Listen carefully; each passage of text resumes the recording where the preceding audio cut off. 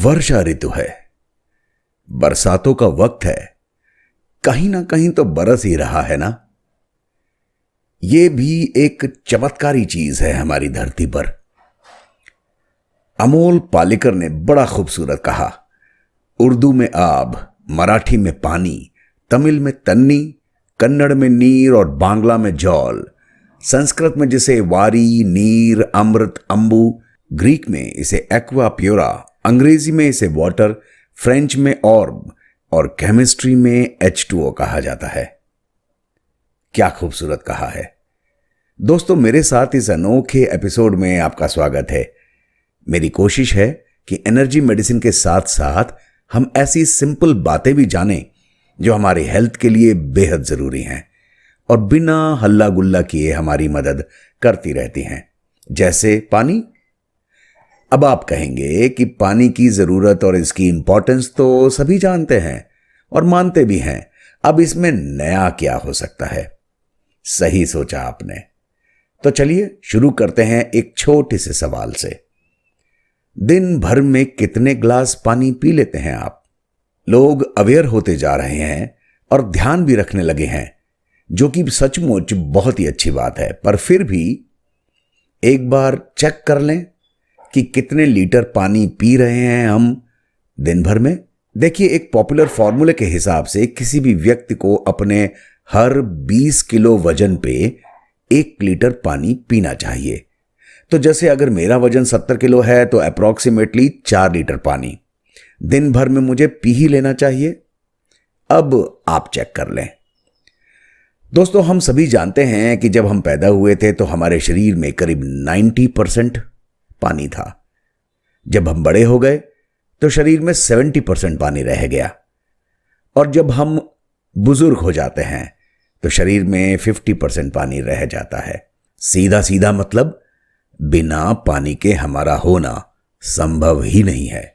University of Iowa के doctor Frank Louis ने science journal nature में यह कहा कि जब हमारी धरती बनी तब पानी दरअसल बर्फ के टुकड़ों के रूप में बाहरी स्पेस से आया था। बाद में नासा ने और यूनिवर्सिटी ऑफ हवाई ने इस बात की पुष्टि भी कर दी। तो इस थ्योरी के मुताबिक पानी हमारी धरती पर किसी एलियन प्लैनेट से आया है, और हमने बचपन में स्कूल में पढ़ा ही था कि पानी से ही सारा जीवन पैदा होता है। तो मतलब ये कि हमारे बारे में, हमारे जीवन के बारे में पानी ही सारी इंफॉर्मेशन लाया है, वो भी आउटर स्पेस से। अब हम ये तो जानते ही हैं कि इस दुनिया में हर चीज अपनी एक फ्रीक्वेंसी पर वाइब्रेट करती है और एनर्जी पैदा करती है। हम इंसान भी एक यूनिक फ्रीक्वेंसी पर वाइब्रेट करते हैं। 21st century science and technology नाम के जर्नल के मार्च और अप्रैल 1989 इशू में डॉक्टर वॉरेन जे हैमरमन ने यह कहा कि हम इंसान पियानो के मिडिल सी से 42 ऑक्टेव ऊपर वाइब्रेट करते हैं। अब देखिए, ये जानकारियां कुछ ज्यादा हो गई है ना। चलिए इसे आसान भाषा में समझते हैं। हम 20 हर्ट्ज से 24,000 हर्ट्ज तक की फ्रीक्वेंसी की आवाजें सुन लेते हैं, उससे ऊपर की नहीं और उससे नीचे की नहीं।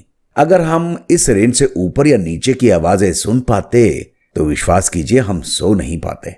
पर यह तो तय है कि इस रेंज से ऊपर और नीचे की फ्रीक्वेंसीज की आवाजें होती हैं। जैसे एक कंकड़ पानी में तरंगे पैदा करता है, उसी तरह हर तरह की फ्रीक्वेंसी की वाइब्रेशंस पानी में तरंगे पैदा करती हैं, बस हमें दिखाई नहीं देती।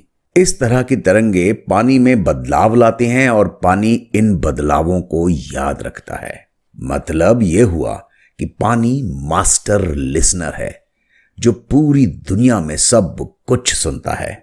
जापान के डॉक्टर मसारू इमोतो ने पानी में छुपे हुए संदेशों और पानी के और हमारे इंसानों के संबंधों को समझने में पूरी जिंदगी समर्पित की है। उन्होंने पानी को स्पेशल कंडीशंस में जमाया और उसके क्रिस्टल्स बनाए और उनके शेप, आकार, रंग वगैरह के फोटोग्राफ्स लिए। उन्होंने इन पानी के क्रिस्टल्स पर कई तरह के विचार, इमोशंस, साउंड, लोगों, कंडीशंस, कई तरह के फोटोग्राफ वगैरह के इफेक्ट्स को स्टडी किया कि उनके क्रिस्टल्स में कुछ बदलाव आता है क्या? जो उन्होंने पाया वो अमेजिंग था। यूं तो इन तस्वीरों को शायद आपने पहले भी देखा होगा, फिर भी इन्हें फिर से देखना अपने आप में एक अमेजिंग एक्सपीरियंस है। अब हम देखते हैं इन क्रिस्टल्स की अलग अलग तस्वीरें, जब पानी को अलग अलग विचार से, अलग अलग कंडीशन से गुजारा गया।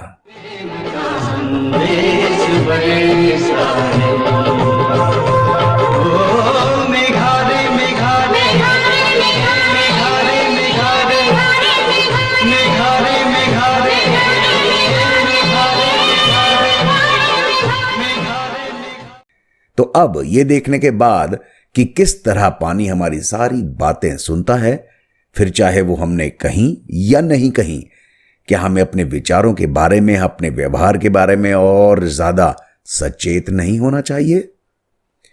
हमें दरअसल हर समय पानी का शुक्रिया कहना चाहिए, हमें जीवन देने के लिए, हमारी रक्षा करने के लिए। डॉक्टर मसारू की रिसर्च के बारे में उनकी बुक के लिंक मैंने डिस्क्रिप्शन में दिए हैं। Live your life first hand दोस्तों, एंड चीयर्स।